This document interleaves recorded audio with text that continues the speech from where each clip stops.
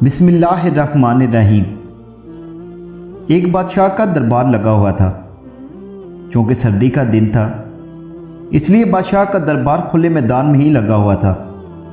सब खासो आम सुबह की धूप में बैठे हुए थे। बादशाह के तख्त के सामने एक मेज़ थी और उस पर कुछ कीमती अशिया रखी गई थी।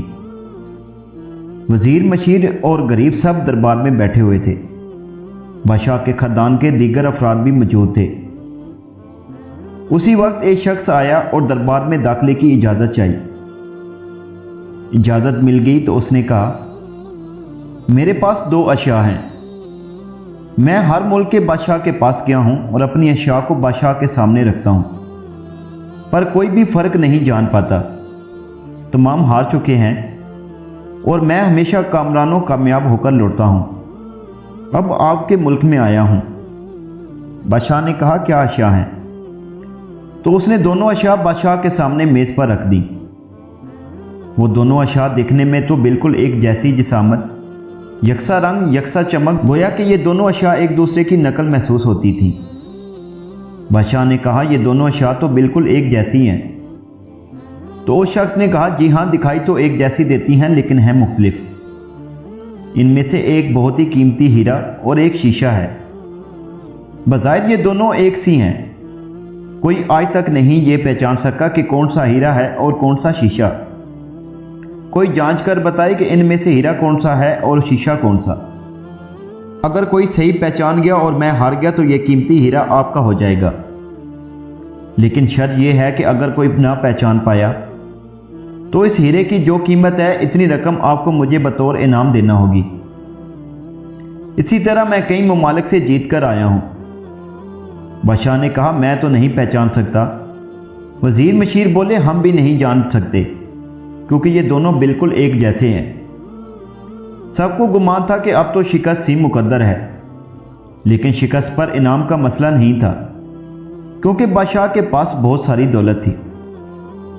बादशाह की इज्जत का मसला था, क्योंकि तमाम आलम में यह मशहूर था कि बादशाह और उसकी रियाया बहुत ज़हीन है और इस तरह उनकी सुबकी होती। कोई शख्स भी पहचान नहीं पा रहा था। आखिरकार थोड़ी सी हलचल हुई। एक नाबीना शख्स हाथ में लाठी उठाकर उठा। उसने कहा, मुझे बादशाह के पास ले चलो, मैंने तमाम बातें सुन ली हैं और यह भी सुना है कि कोई पहचान नहीं पा रहा, और एक मौका मुझे भी दे दें। एक आदमी के सहारे वो बादशाह के पास पहुंचा। उसने बादशाह से दरख्वास्त की कि ऐसे तो मैं पैदाशी नाबीना हूं, लेकिन फिर भी मुझे एक मौका दिया जाए जिसमें मैं भी एक बार अपनी जहानत को जांच सकूं, और हो सकता है कि कामयाब भी हो जाऊं, और अगर कामयाब ना भी हुआ तो वैसे भी आप तो हार ही रहे हैं। बादशाह को महसूस हुआ कि उसे मौका देने में कोई हर्ज नहीं है। बादशाह ने कहा कि ठीक है। इस नबीना शख्स को दोनों चीज़ें छूने के लिए दे दी गई और पूछा गया, इसमें कौन सा हीरा है और कौन सा शीशा? यही आपको मालूम करना है। उस आदमी ने एक लम्हे में कह दिया कि यह हीरा है और यह शीशा।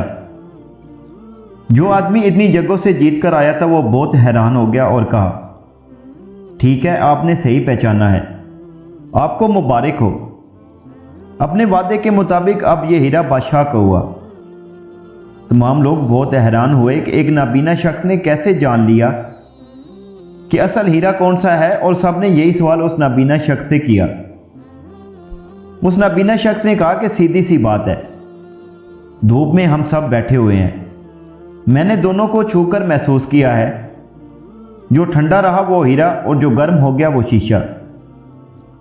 इसी तरह जिंदगी में भी जो शख्स सख्त और मुश्किल हालात में गर्म हो जाए और हालात का सामना ना कर सके वो शीशे की मानद है, और जो तमाम हालात में ठंडा रहे वो हीरे की मानद है।